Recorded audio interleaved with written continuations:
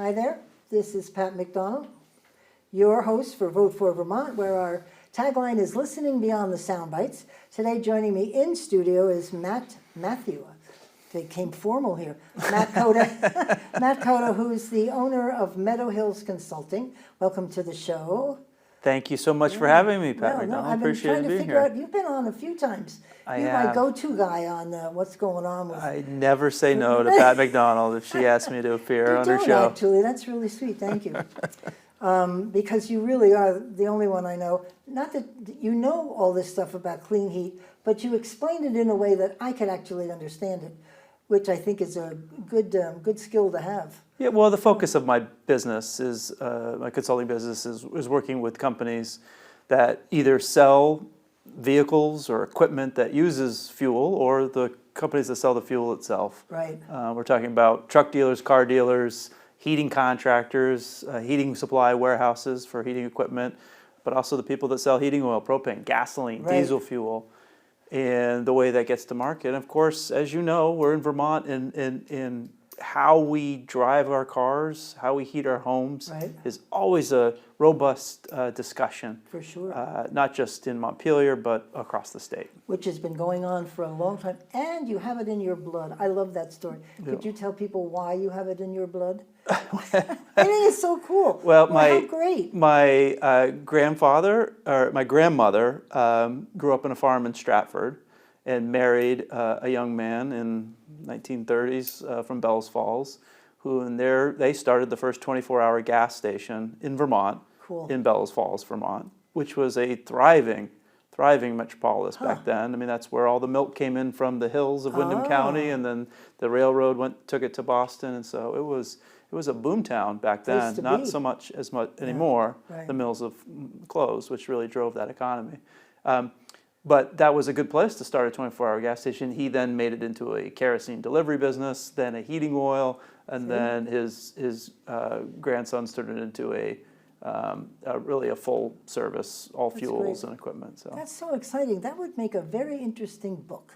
Yeah. Something for you to do in your Well, the history downtime. of Bells Falls and Brattleboro and all these towns that are over 200 years old here in Vermont is really remarkable. Well, I bet they're so thrilled that you're in the business.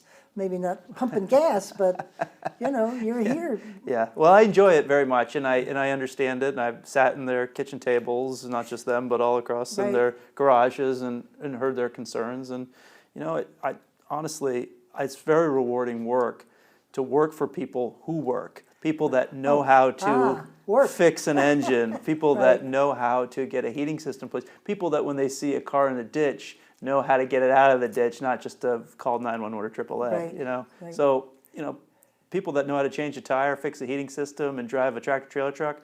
Those are the people that I work for, and I'm really proud to work for them because they're the ones that make Vermont's economy go. That's great. Sounds like my family. Just do it. If it takes you X hours, just do it. Right. Get her done. That's right. That's great. I just love that story. I really do. So Yeah. I think people would enjoy knowing that.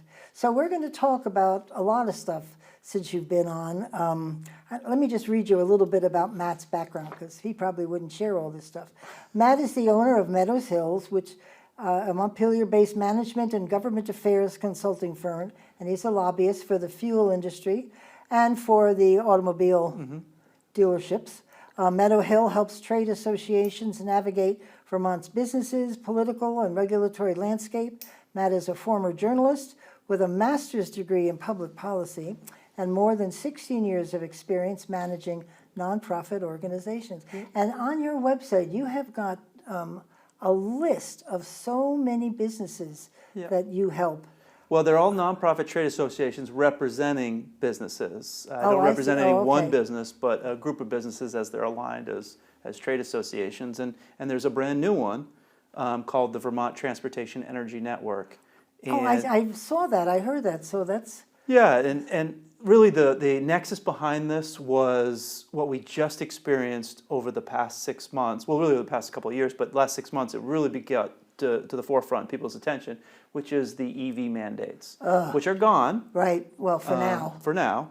But for a while, for a period of 6 months, it was panic amongst those people that I refer to that need trucks in order to deliver goods and services around Vermont because we weren't able to fulfill those orders because of these mandates. Right.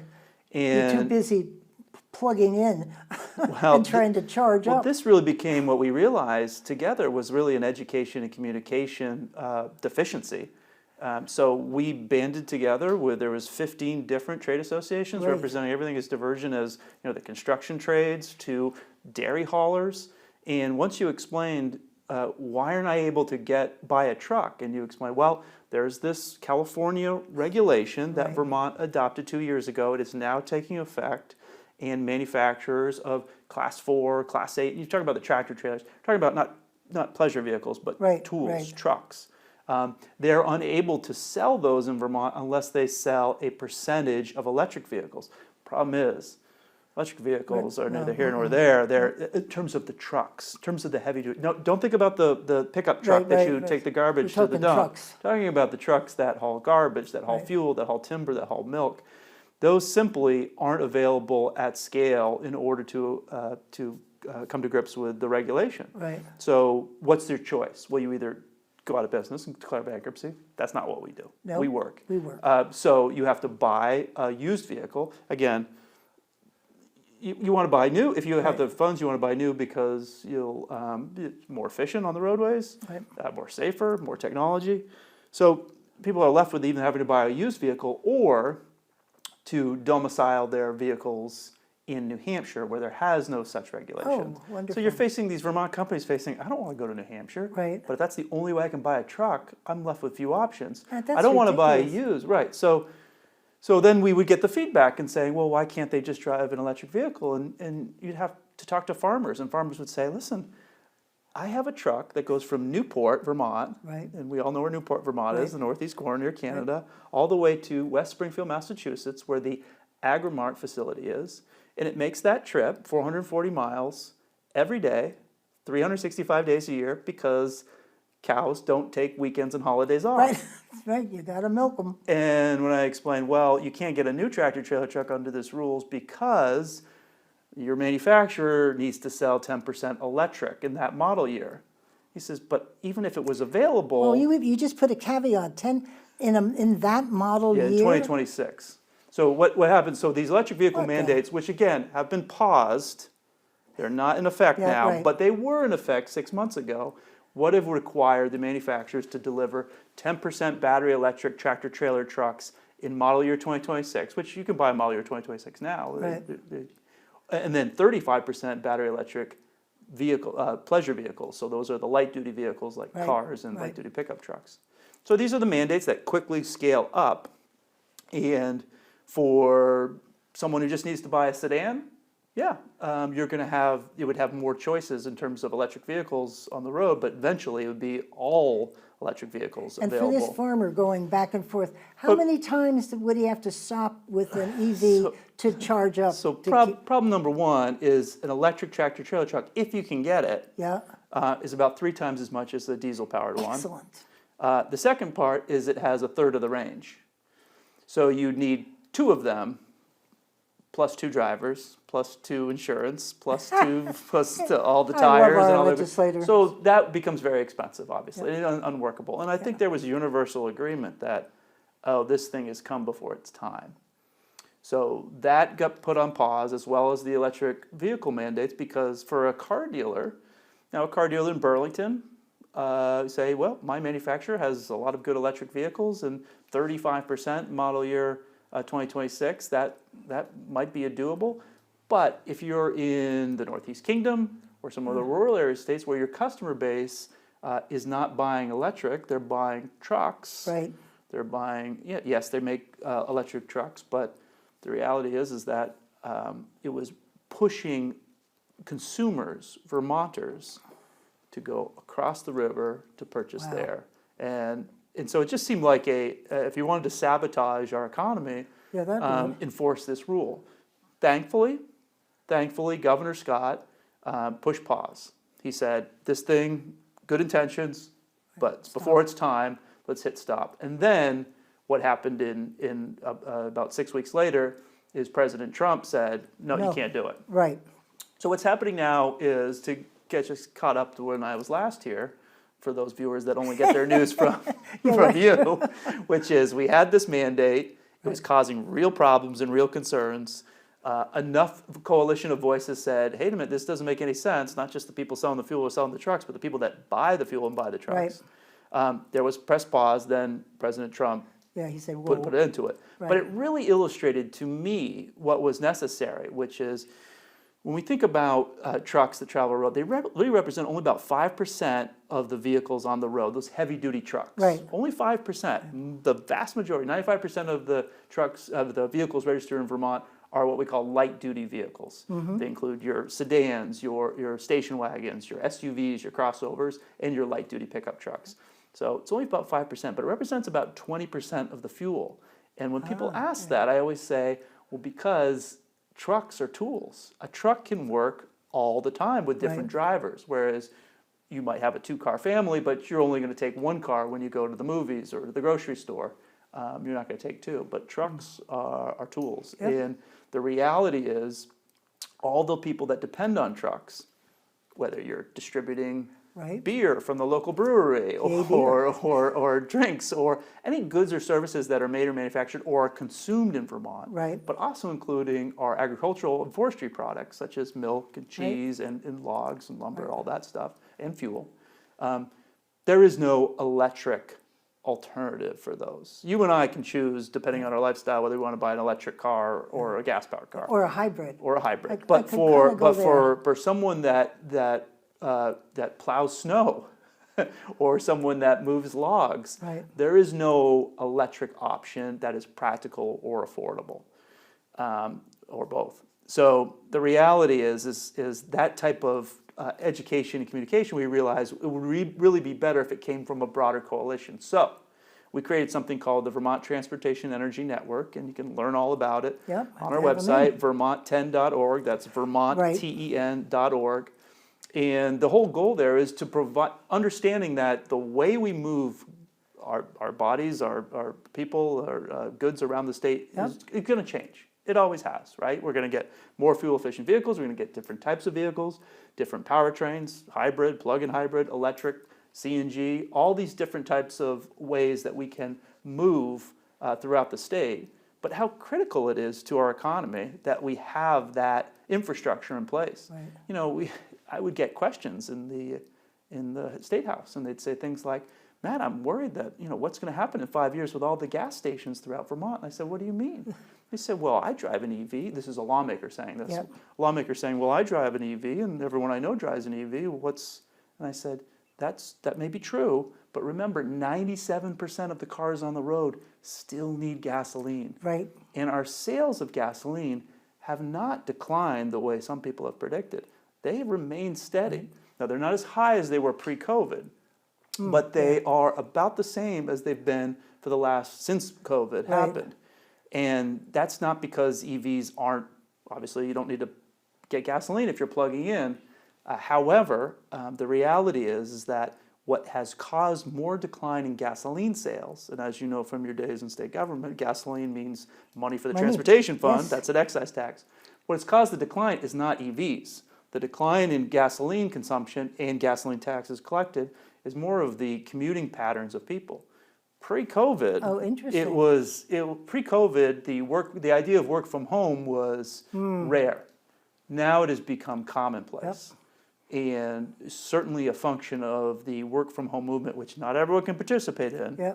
We know that. Your plumber can't work from home. It may be changing soon. It may be changing soon for state government, but that's where we saw, we used to sell about 300 million gallons of gasoline in Vermont every year. COVID happened and it dropped to 250 million gallons. Now it's gone back up to 260 million gallons and it's leveled off. So in other words, we're up here, we drop, we're back up, and unless there is a dramatic uptick in either fuel efficiency or EV adoption, then I think we'll remain there for another 10 to 20 years, and the same number of gas stations and consumption and everything, which of course conflicts with Vermont's Climate Action Plan, which we've talked about lots of times, Pat. Exactly. Remember, we got this Global Warming Solutions Act 5 years ago. Which is the one that allows people to sue? That's the Global Warming Solutions Act. I love that. That just to me makes, let's let them sue us. She doesn't really love it. She's just saying that. That's sarcastic, just for I hate it. So we've got this Global Warming Solutions Act, which Yeah. requires Vermont to adopt a climate action plan created by a bunch of climate counselors, of which I'm one. I'm one of 23 climate counselors appointed by the Speaker of the House to design a climate action plan, which is really an energy plan for all sectors that reduces greenhouse gas emissions. It's a report. We just finalized the second one in July. Excellent. It is now going to be delivered to the legislature, and they'll review it in January. Oh, and it has a wonderful. whole list of things that the legislature and the agencies of government could or should do in order to reduce You're greenhouse going to gas have to emissions. come back and explain it to us. Well, let me just tell you, I'll cut right to the chase.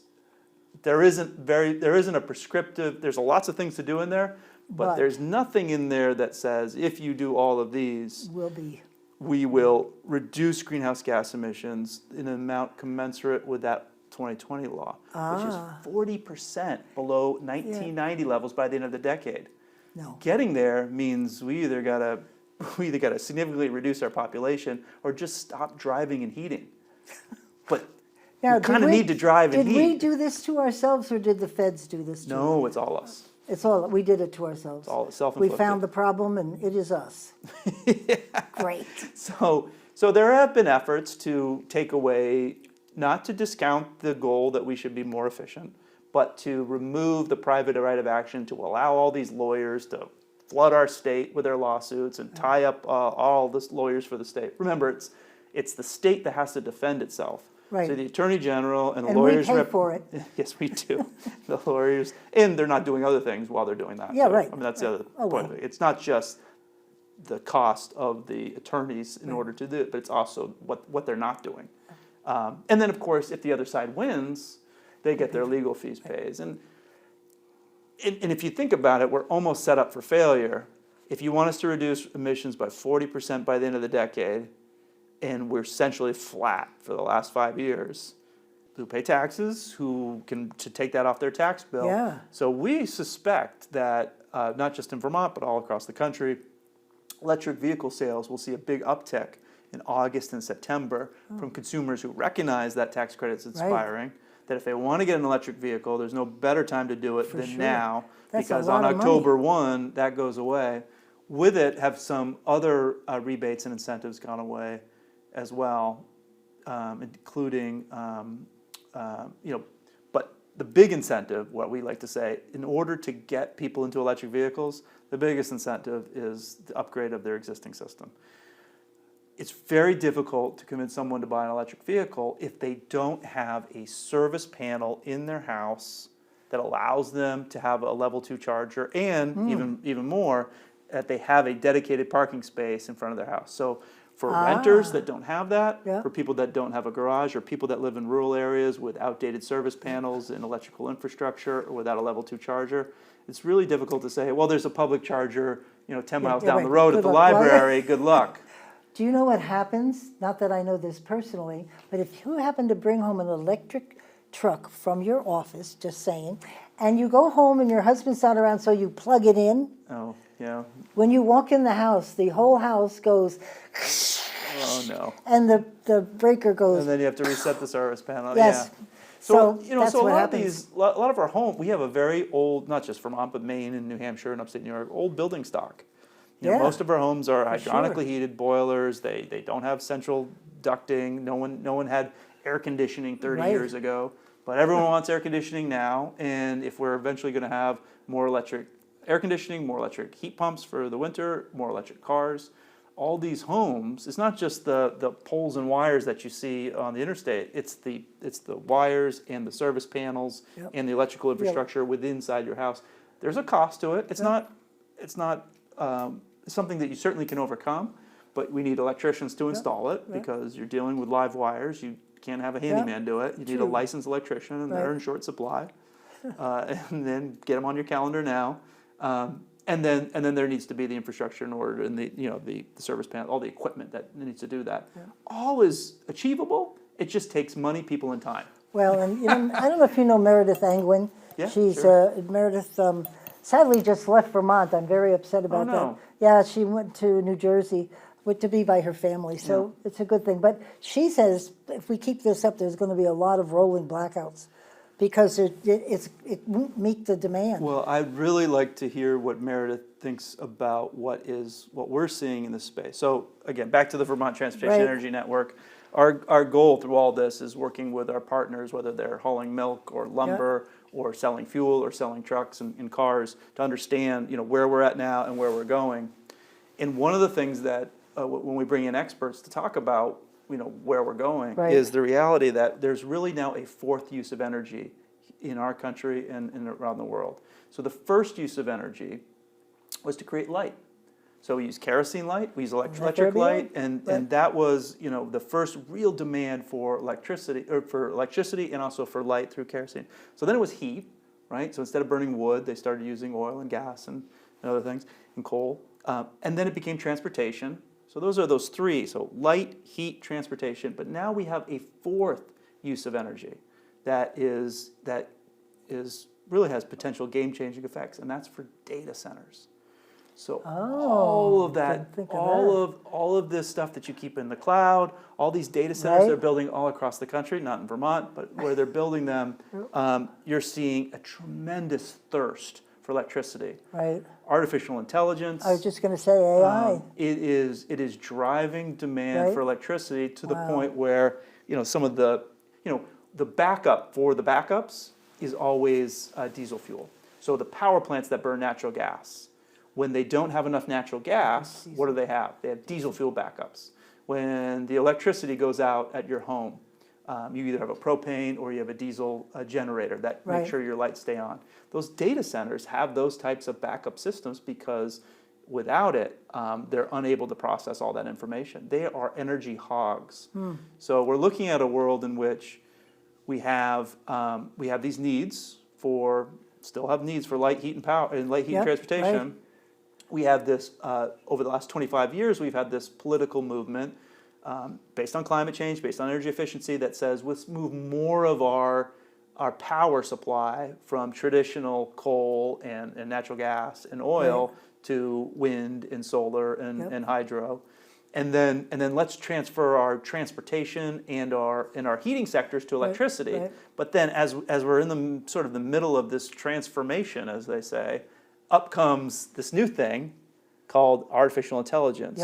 And these data centers that are being built everywhere that just suck down energy. Are they talking about the rolling blackouts like she's warning? So the reality is that everyone sees this, pro economic development, pro AI. Let's build all these things, and then recognizing, okay, what will that do to rates? Right. What will that do to the demand of all these things? And in states like Vermont, it's not just Vermont, but it is Vermont, where you have requirements on the utilities. They can't just go and buy the cheapest electron.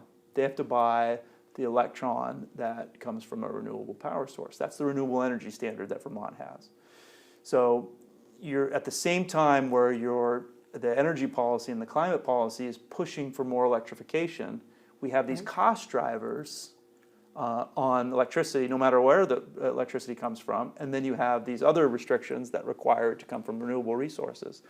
In other words, it's a very tenuous time for us to be putting all our eggs in one basket. And that's really the goal of the Vermont Transportation and Energy Network, which is to provide all of this data to policymakers so they can understand. So that lawmaker who says, well, I don't understand. Everyone I know drives an EV can say, oh, but I guess 97% of Vermonters do not. Or people that go, I don't understand why the governor drives a Ford Lightning electric vehicle. Why can't the dairy farmer in Newport? And explaining, well, a Ford F-150 Lightning, while a beautiful vehicle, cannot haul milk 420 miles a day every day for 365 days a year. Like those types of conversations, as simple as they sound, the way I describe it, they need to be held in a very respectful but very abrupt, in their face, in a pointed way. Hello. We can't just have a conversation with ourselves. We need to be able to reach out to, no matter what political party they are, understand that when something arrives at your house in a brown box, it got there by a truck driver who used diesel fuel in order to get it there. You've got your hands full. Well, I think it's important. It's important that people know that while this vision of an all-electric future has some positives, there's no question it has some positives, but there are some real significant speed bumps on the way to the all-electric future, whether it's in heat or in transportation. Well, years and years ago, there was a big push for electric housing. Yeah. And we moved into our home 30 years ago. Was it a gold medallion home? That's what they used to call it, the gold medallion I don't know that. I homes. know we had that electric system out of there in 2 weeks. Bruce brought in a System 2000, and we took Energy the Kinetic, System Yeah. 2000, yeah. The canary yellow jacket. That's yeah, it. That's what beautiful. we had within 2 weeks, and the electricity was gone. And the now looks like we're going. But Yeah, what is that's a beautiful system. And in fact, the System 2000? Yeah, System Energy Connect. He showed everybody that. I would put it if my wife would let me. I'd put it in the middle of my house along with a Roth tank, but no, you know. Everybody that came into my house, Bruce goes, "You want to go downstairs and see my System 2000?" And down they go, and I'm like, "Oy vey." But let me ask you this. I've been dying to ask you this all week. What is this state's fascination with California? I mean, no matter what we do, we cannot move the needle. California can because of its size, but we can't. What are we doing? Yeah, they're the 8th largest economy in the world. Yeah, I mean, but we can't match them, and we can't do anything. Even if we did everything right, you can't move that needle. No. I would start looking at how we can protect ourselves from things like, I don't know, flood. Yeah. Why don't we focus on protecting the people that are here first? So that was certainly part of the conversation. So as a member of the Vermont Climate Council, one of the things that we did was very purposely try to go to different areas of the state. We bought pizza. Cool. People came in and said hello. We asked what they thought. Oh, good. And one of the main comments that I took to heart, and was certainly in the report, was the concern about all of our historical towns. We were talking about that earlier. Right. Built in where the rivers are. Why were they built where the rivers are? Because that's where the power was. That's right. That's where you could send stuff down the river. And so a lot of our historical downtowns are beautiful historical downtowns. Bellows Falls and Barrie, they're built next to a waterway. And when that floods, you have problems. Yeah. So we were in Hardwick. I remember being in Hardwick and someone was saying, "What's your number one concern?" He says, "My number one concern is that my basement's going to get flooded."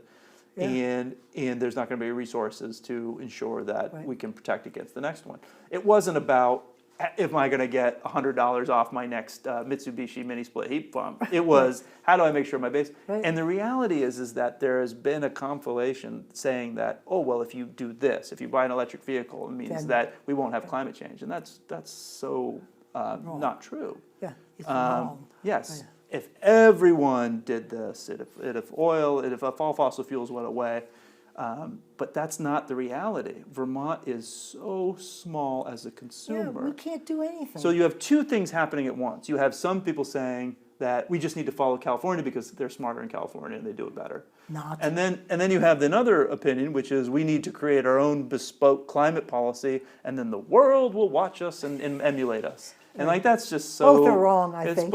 It's both naive and narcissistic to follow Let's that. do it But as, you see that Governor everywhere. Douglas, when he say, "Do it the Vermont way," we can figure this out ourselves. Don't remember that? He used to say, "Do it the Vermont way." I used to live in California, for sure. I was a reporter out there in Southern California, and I would tell people I was from Vermont, and I would often get from smart people go, "Yeah, is that part of Canada?" Is that right? So coming back here, and then all of a sudden people saying, "Oh, Vermont will lead the way," and I think, Let's just save ourselves. And I really think they should. I was very surprised at the last flooding that there wasn't more, what the heck they call them? The big round things with the water shoves on through it, the culverts. Why they hadn't already put in some bigger culverts? Nope. And there was one bill passed this legislative session that had to do with flooding. One. And it was just a miscellaneous nothing bill. It didn't do anything, I don't think. It didn't do anything monumental to fix anything. Right. What are we doing? We're worried about electrics. I don't like it.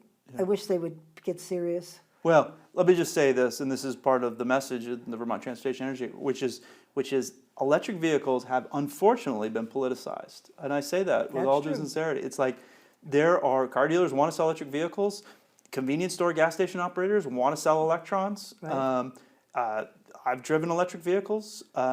There's some of it that I really enjoy driving. Yeah. And so the idea that electric vehicles don't have a place in Vermont or in this, I disagree with it. Yeah. Electric vehicles absolutely have some positive attributes and have a place in Vermont. Right. The problem is the mandates have created this odd juxtaposition where it's become politicized. Yeah.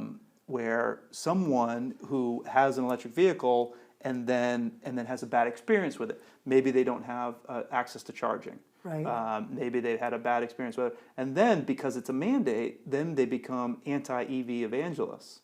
We saw that. In fact, one of the car dealers from Rutland came to Montpelier to testify, who sells EVs, who supports EVs, who is one of our top sellers of EVs, and he said the mandates are bad.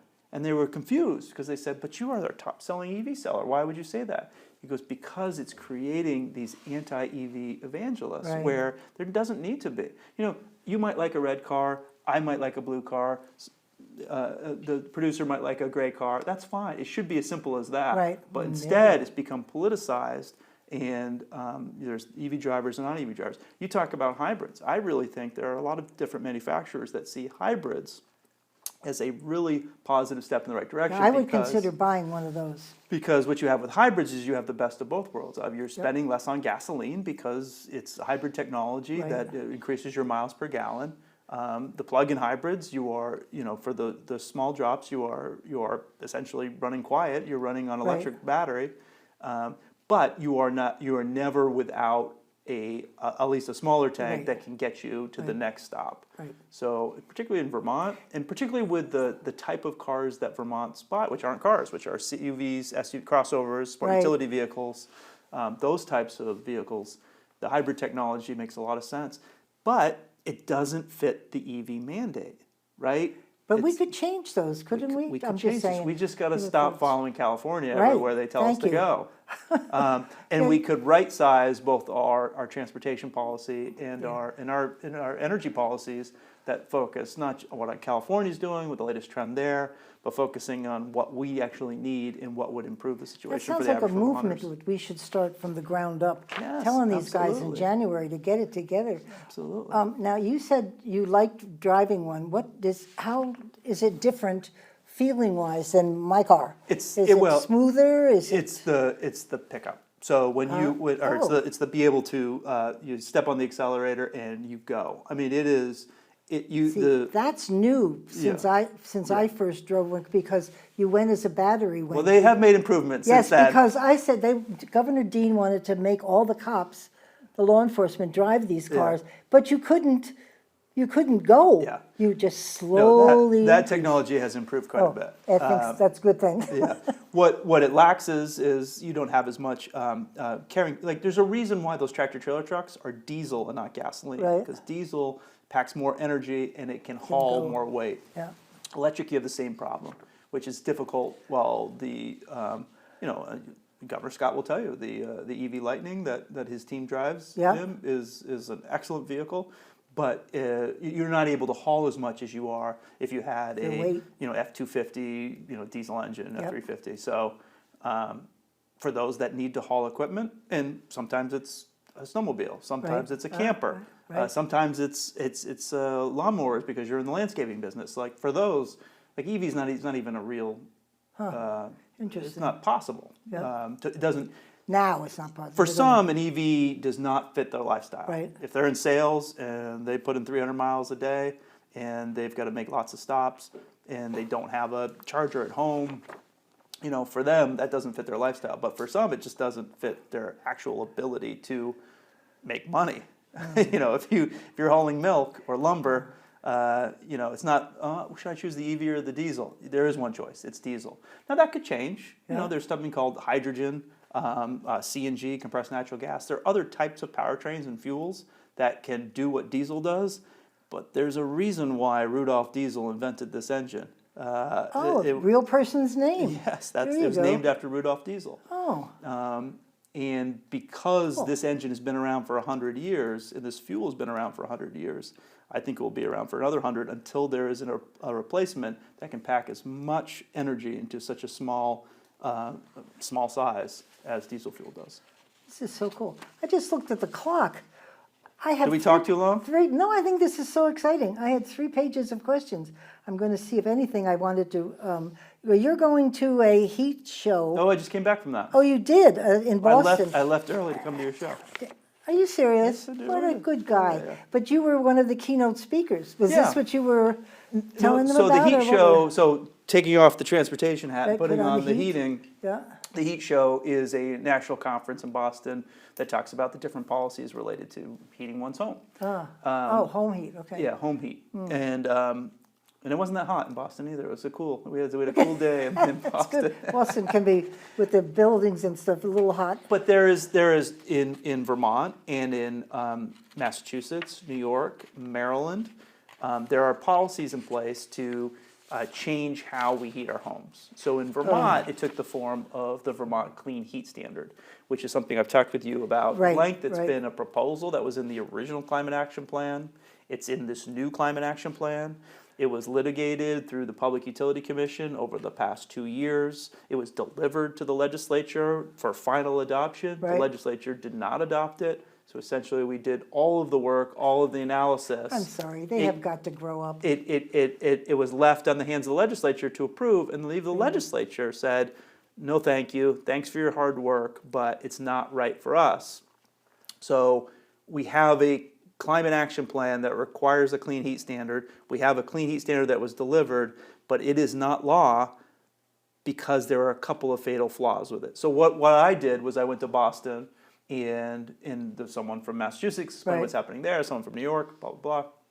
I said, here's what's happening with our thermal energy policy in Vermont, the progress that they made developing this program, and then explaining why it did not pass go. It And were went there all the way real around. reasons, were there valid reasons why it did not Yeah, pass? and some of it is so simple in hindsight Fixable? that maybe. The problem with the clean heat standard, that reason is because of the cost. And then one of the biggest cost drivers is when it was written, they wrote it in a way that said this rule must be designed and implemented so as to comply with the Global Warming Solutions Oh, Act. I love that name. So My in other favorite words, they had to design a policy that reduced emissions from the heating sector by 40% by the end of 2030.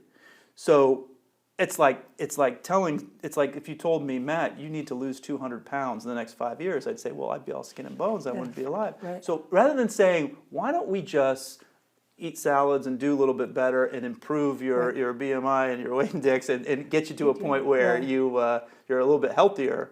Instead, the law said, no, you've got to design this in order to reduce 40%. Well, when you're talking about an essential commodity, heating oil, propane, that we use to heat our homes, heat our water, cook our food, and you're talking about a 40% drop without having the necessary funds to replace it, well, where do those funds come from? They come from existing users. So the reason why it was a $1 billion program that was going to add about 60 cents to a gallon and have negligible benefits and probably not even make that really hard mandate is why they delivered a program saying, we designed it the way you asked us to, legislature, Right. and we don't advise you to pass it because it's really expensive and we don't even think it will have the payoff that you want or need, which is the 40% reduction. Whereas if they just simply wrote, design a program that incentivizes heating fuel dealers to sell more renewable liquid fuels and install more heat pumps, and hopefully that will add to the cause, but won't solve all our problems, that might have done it. But instead, they got the PUC, and they did the right thing. They said, nope, we read the law as it's written. We're lawyers too. And they said, we have to design this to meet the mandates of the Global Warming Solutions Act. So we have to design a program that's so expensive. Because how do That you... must have been hard for you How do and you- the folks. How do you convince Vermonters to take action that's going to reduce the amount of heating fuel they use to heat by 40% in 5 years? It's not rocket science. We're not putting a man on Mars. Right. But what it takes is money. In order to convince someone to make an investment in their home so as that they use less of what they need to stay warm in their home, some may do it just because they think it's well, I'm going to do it anyways. Right. But most won't do it until there is a rebate, there is an incentive, there is something. And for a lot of Vermonters, particularly seniors on a fixed income, Yep. particularly low-income Vermonters, Yep. they're not going to make an investment that has a 20-year payback They may not get the benefits of it. unless but- it's right. almost entirely paid for. And that's not just me saying this. That was the analysis that we did. I was on the technical advisory group and the equity advisory group. And for low-income Vermonters to do what they should do to make their Right. home better, which is weatherize the home, update the appliances, like Right. all these things that clearly everyone agrees would be better, they're going to need about 95% of it subsidized. Yep. Where does that money come from? Right. All the existing users. Right. So that's why we have Right back to us. we have $1 billion program, and we, in order to meet this arbitrary number, 40% by 2030, two round numbers, let's throw them together and hope for the best. But because they had to design it in accordance with the law, we actually had a program that was too expensive and too complicated and too fast to Did you implement. know going into this that it was going to be a circle and you're going to be, I mean, how? You're in could politics long enough, Well, and you you start just do getting what used they to do. the rhythms of these circles. I feel bad that, I'm sure you worked very hard. And Well, it's my at the job, end of the Pat. day- I know, do know. this for money. Tell me something. Making money. I know that one. They were on, for a while, they were on wood-burning stoves and how they should be replaced and be better.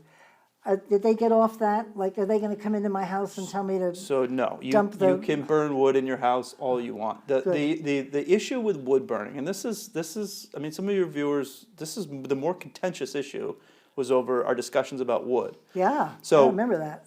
A wood pellet boiler, a wood pellet stove, a clean burning, EPA certified a wood stove. Yeah. Those are great, Yeah, right? But there's legitimate concerns from environmentalists Right. about the Rygate and the McNeil wood burning electric generating plant. It's about 25% efficient, these plants. So That's 4 trees go into the incinerator and 3 go up in smoke and only 1 creates power. So, I mean, Oh. that's the reality of, and then there's the line losses associated with moving. So there are some people that want those plants shut down for good, just like they want to shut down the nuclear power plant. There are some people out there that want to shut down the wood-burning power plants.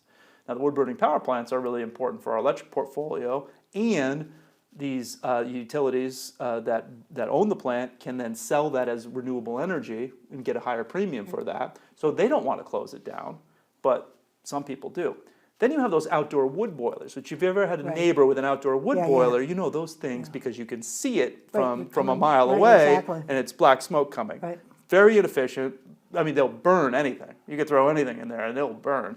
But in terms of the stuff that comes out of the stack, which is called, which is known in the science world as PM 2.5, which so it's like particulate matter that is above a certain amount of microns that you're breathing that in. you can breathe in, Right. which is bad. Right. So no one thinks that all wood is bad or all wood is good, but there are certain the scale of things about which wood is better from an environmental standpoint, what is better from a carbon emission standpoint, what's better from simply an air that you breathe Right, standpoint. right. Because we heat by wood, and we have a wood burning stove, and I keep worrying. I love one of those fancy red ones that they make. I forget the name of the vendor. Yeah, But, Sam but Daniels. we've got a black one in our living room, and it works. Well, and I wanna don't think keep they it. would ever be. I mean, that would be with the political third rail if any Vermont politician said you couldn't burn wood in your home. I mean, Yeah, that. Oh, good. I mean, I used to live in Plainfield, and I remember talking to my neighbor who owned an old farmhouse, Right. and I said, how much wood do you burn? He's like, well, I burn about 6 or 7 quart a year. I said, Right. 6 or 7 quart? That's like 3,000 gallons of heating oil equivalent. Right. He goes, yeah, but this is free. I'm like, it's free? You spend all summer cutting it down, and all fall stacking it, and all winter Outdoor, feeding it. He's like, yeah, but it's my wood, it's free. Right. Now, And- we have this, our grammar school here in town has pellets. Yep. And they have had the pellets for years. Sure. They were one of the first folks to put something in, and they love it. Yep. Every time we go to a budget meeting, they talk about the pellet stove and how pellet heating and how good that is. Yeah, well, So- I mean, the reality is government is bad at picking winners and losers when it comes to energy. Yeah? And what's really good is the very true. market. So there's a reason why the kerosene dealers started selling heating oil.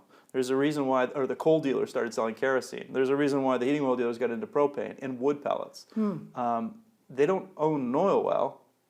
If they would sell you Coca-Cola if you could cook with it and heat your house with it, but it doesn't. So the reality is the market will determine, okay, here's the latest piece of equipment, here's how it performs, here's the fuel that goes into it, and the market will adapt. But the government picking winners or losers often ends in a mess, as we saw with the EV mandates, where we see people pushing back, not to circle back to transportation. When we ride to Maine, Bruce calls them out as they go by. There's this one, there's that one. And I was actually surprised one trip, he was saying that a lot. It was like, Mark, you could see the EVs. And you go, there's a so-and-so and there's so-and-so. And I was surprised that he was calling it out so much. So they're out there. Well, I mean, here's the reality. Of the new cars that are sold in Vermont, 12%, so about 50, we sell about 40,000 cars a year, new cars. Brand new cars, 100,000 cars total, 40,000 are brand new. Of those 40,000, about 5,500 are battery electric vehicles. And that has climbed 2% every year for the last 5 years. So there are significant gains. Yeah. Now the question is, without some of those federal incentives, do we continue to see 2% gains every year? I think without question that the investments made by the manufacturers in electric vehicles and the car dealers, remember the car dealers have invested heavily in training for their technicians, their salespeople, and to have their own chargers on site, and for their mechanics to be diversified to work on EV powertrains as well. Because that takes a different approach, right? Yeah, I mean, Because you can't just... it's a different skill set. Yeah, right. But they're all cross-trained, so they can do both. You know, you don't have one EV mechanic and one gasoline mechanic. They do both. It's a little electricity problem there, right? Well, you have to change a battery, Yeah. right? So you have to be skilled and knowledgeable to do that if the battery fails. And you can do that. But the issue for all of them is that will we then get to 15% in the next 2 years? I say yes. I think we will continue to sell in Vermont and in other states more electric vehicles over the next couple of years. But then we'll be at a point where unless the prices come down substantially, and unless we build out our infrastructure, when I say infrastructure, I'm primarily talking about home infrastructure, service panel, level 2 charger at home, but I'm also talking about the publicly available chargers and the access to the network when you're not at home. But if all of that happens, then you could see us getting to 20% of new cars, perhaps by 2030. But remember, the mandates that were in place said 35% by 2026. So I think it's entirely possible that we'll be at 20% by 2030. Wow. Just using the existing market forces now. But there's no way we're going to be at 100% by 2035, which is what the law said. Remember, it was 35% 2026, all the way up to 100% in 2035. But they can change that. It's our laws, right? Well, the problem is the reason why it's so convoluted is that we followed California. Well, that's my point. So Why do we keep doing that? Isn't there another state that does just as well, but they're a little smaller? No, so like it's either California or the feds. But now what has happened in the federal government is there's been this backlash by the Republicans in charge in D.C. against EVs, even though many battery factories and car manufacturers in red states are manufacturing EVs. But that won't stop people who drive EVs now that have the number one reason why you would trade in your EV for a gas-powered vehicle or trade in your old EV for a new EV, it all comes down to one thing. Do you have a 20 by 10 parking space either in a garage at your house or outside your house? That's near the charging station. And do you have your own level 2 charging? Can you charge your car before you go to work in the morning while you sleep? And if the answer is yes, and you always have a dedicated spot outside your house or in your garage at your house, then and you don't make these wild trips across country or you're a salesperson, whatever, and you're not hauling a boat or a lawnmower or anything else, then generally speaking, those EV drivers get a new EV. And you know who doesn't get a new EV, goes back to gas? The people that don't have that. And then they become anti-EV evangelists. The person that buys an EV because they got a great deal, they got a big rebate, they got a tax credit, but then had to deal with public charging infrastructure, didn't have a dedicated parking space in front of their house maybe they're a renter, Right. they go back to gas. So Right. just looking at the numbers, you can sort of project what's going to happen over the next 5 years. Sure. There will be continuous small gains in new vehicle EV sales in terms of increases. Right. There'll be used EVs on the market that are then adopted by the secondary. Remember, a car has 3 lives: it's bought new, bought used, and then bought used again. So you're going to see that Right. trickle out over the next 5 years. But again, all positive for those that support EVs and think that we should move to more EVs, but not even close to what the climate action plan requires and what the mandates dictate. Is there any movement, we have to, actually, getting towards the end here. Sure. But we have to, are they looking at what needs to be changed? So, like, stopping people, I think people could sue anyway, but to put it in law, it's just in your face. I don't like it. You know, why put a red flag out there? They could change that, and they could change the law. We don't have to be at that percentage that we're at, where we were making ourselves be at that percentage. So there was legislation in Yeah. both the House and the Senate this year, Yes, introduced in January. Senator Williams in the Senate from Yeah. Rutland, and and a couple of different representatives in the House, and they were introduced. And then they put it on a wall, What they as you call the recall. rust They put wall. like a little tack in it in the Yes. cork board, and there it sat, pristine, never to be appeared again. So the reality is as you know, we're in the middle of a biennium. There'll be Right. another year Next before an year. election. I don't think that there will be, unless there's another lawsuit in the next 6 months. I don't think, if there's no lawsuit, I think there'll be no attraction on taking those bills off and passing them.